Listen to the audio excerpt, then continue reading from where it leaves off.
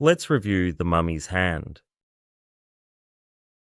The Mummy's Hand, directed by Christy Cabanne, is a 1940 film that blends horror, fantasy, and adventure into a unique cinematic experience. Set against the backdrop of Egypt's mystical deserts, the film follows two out-of-work archaeologists, Steve Banning, played by Dick Foran, and Babe Jensen, played by Wallace Ford, as they embark on a quest to uncover the tomb of the ancient Egyptian princess Ananka.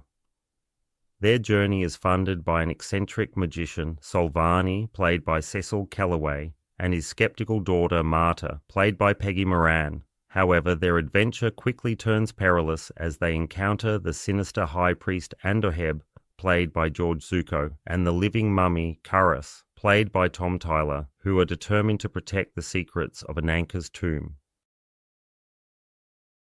The film is often mistaken as a sequel to the 1932 classic The Mummy, but it is more accurately described as a reimagining. While it borrows elements from its predecessor, such as the use of flashback scenes from the original, The Mummy's Hand introduces new characters and a fresh storyline.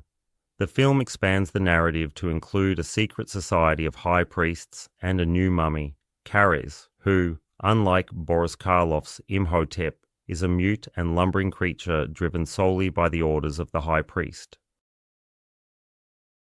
The film's tone is a mix of comic adventure and horror, with the chemistry between Foran and Ford providing much of the humour. Their banter and antics offer a light-hearted contrast to the darker elements of the story. However, the film does not shy away from its horror roots, with Kharis's menacing presence and the eerie atmosphere of the Egyptian tombs adding a sense of dread. Despite its ambitions, The Mummy's Hand is somewhat constrained by its budget. The film relies on recycled footage and limited sets, which can detract from the overall experience.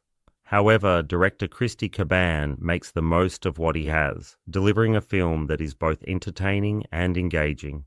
The script, penned by Griffin J., Maxwell Shane, and John L. Balderston, may not be groundbreaking, but it provides a solid foundation for the film's adventure and horror elements. The film's climax is a thrilling sequence that sees Banning and Jensen racing against time to save Marta from Andoheb's clutches and defeat the mummy. The action is reminiscent of the serial chapter adventures popular in the 1940s, with a blend of suspense, humour, and heroism. While The Mummy's Hand may not reach the heights of its predecessor, it is a worthy entry in Universal's classic monster series. It successfully combines elements of horror and adventure, creating a film that is both fun and engaging. The film's legacy is further cemented by the sequels it spawned, which continued to explore the exploits of Kharis and the mysteries of ancient Egypt.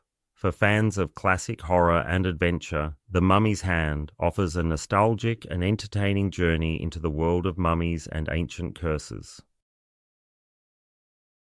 And that's my take on The Mummy's Hand, and I'm giving it 3.5 stars out of 5 stars. Thanks for listening. If you've enjoyed what you've heard, please like, subscribe, and it will be great to see you next time.